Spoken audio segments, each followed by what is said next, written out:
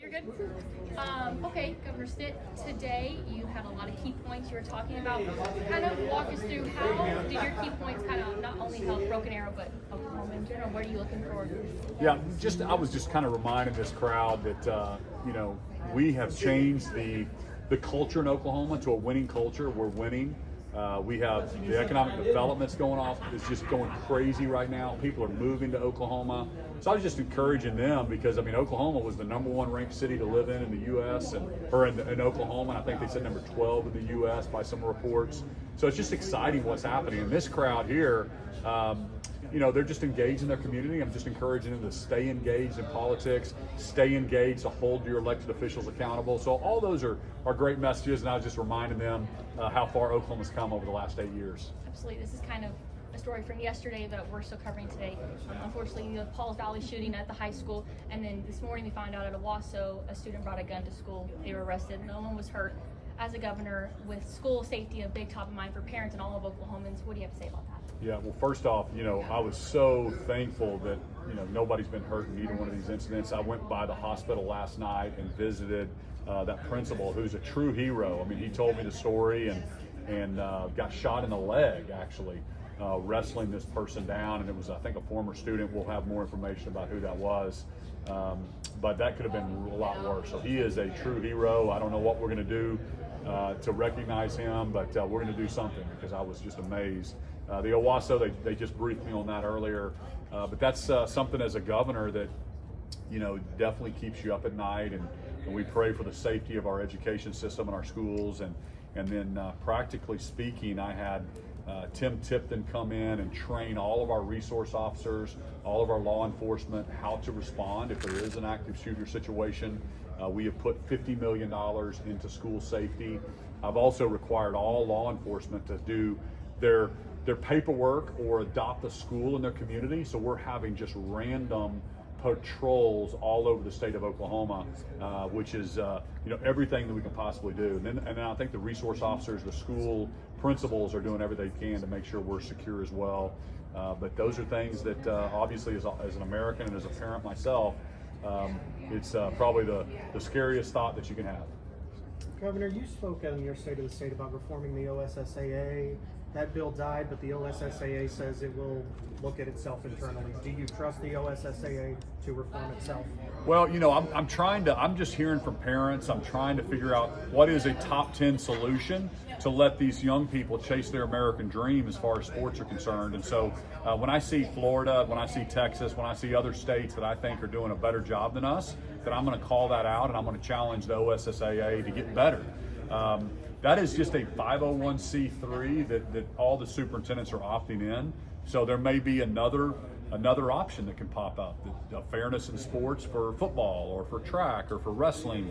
So there's a lot of options out there, but I think they are looking internally at themselves. But this is not, I'm not suggesting the government comes in and takes this over, but I am suggesting that we start putting the priority on the kids. We have open transfer. Parents, for whatever reason, are saying that this school is better for my son or daughter, and we shouldn't be standing in the way of that son or daughter being able to compete their senior year in basketball or track or whatever the sport is. And that was the problem that I had with some of the decisions that OSSAA made. And then furthermore, the lawsuits. That shouldn't be a case where if you can afford an attorney, then your kid can play in sports. And that's what we were seeing. We were seeing every time the OSSAA was losing in court. But that's not a good system if only the people that can afford an attorney can move their kids to a school that is better fit for their son or daughter. Let's take one more. So, Governor, you got a situation where a federal judge has ruled that a bunch of companies have polluted our water, but it's big economic impact, and now these settlements, which presumably would have been less onerous than what the judge wanted to do, have been thrown out. What's your idea of a solution with that? Yeah. So, man, I don't know how long you have for me to explain this, but first off, my heart breaks for these chicken farmers. These are family farms in eastern Oklahoma that have invested and borrowed money and have to pay that back. and they did everything correctly. So in other words, Oklahomans need to understand that they got a permit. Like, let's say you're building a house and you get a permit and you followed all of the rules, and then 20 years later, the trial attorneys come in and say, oh, by the way, we don't like your permit. That's what happened to these family farms. So it's never been about water quality. If you want to if you think there's something wrong with the water quality, let's change the permits today and going forward, because we follow the EPA, the USDA, all the requirements that are required, and 90% of the fertilizer goes out of state anyway, goes out of this watershed, right? So it's a complicated issue, but my heart breaks for them. This should have never got to this point.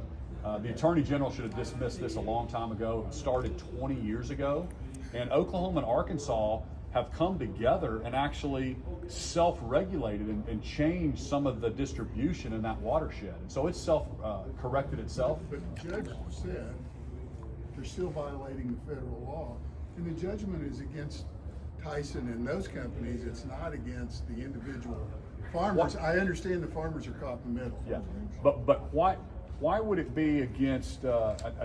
Why are they suing Tyson? Tyson's not here in Oklahoma. That's a subcontractor. They're suing Tyson. We all know, because Tyson has the deep pockets. So that's who the trial attorneys are going after. But the reason the judge had to decline those, if I read the tea leaves, the reason the judge declined those settlements is because because his settlement said X. And now all of a sudden, just because the rich guys paid money to the Attorney General and they're trial attorneys, then they have different sets of rules? That makes no sense. How could the judge possibly do that, right? So now you had a situation where if you paid money and you settled, you had a whole different set of rules. You didn't have to follow the judge's requirements. So that made no sense either. It's kind of like you can't have two sets of rules. How would a state regulate that, right? And so that's why I think the judge was like in a pickle. How in the world could he approve these settlements? So it should have never got to that point. The solution is, if you want to change the permits, you change them going forward. That's the solution, right? You don't go back 20 years and make people pay hundreds of millions of dollars because they should have followed a different permit than you actually gave them, right? It's that simple. Number of judges and prosecutors reelected by default, no opposition at all. People are concerned about oversight. Can anything be done, or do you think anything should be done to help with that? Well, I mean, man, sharing this, letting people know to get involved in their elections. That's why these kind of events are so important, that we understand the politics and we understand what's going on. You're engaged in that, and you know the kind of decisions your judge, your district attorneys, are they people of integrity? We've got a lot of elections coming up this summer. I believe Oklahomans have to look at the resumes. They have to understand who are we electing in these situations, in these positions, because it is really, really important. We appreciate you all.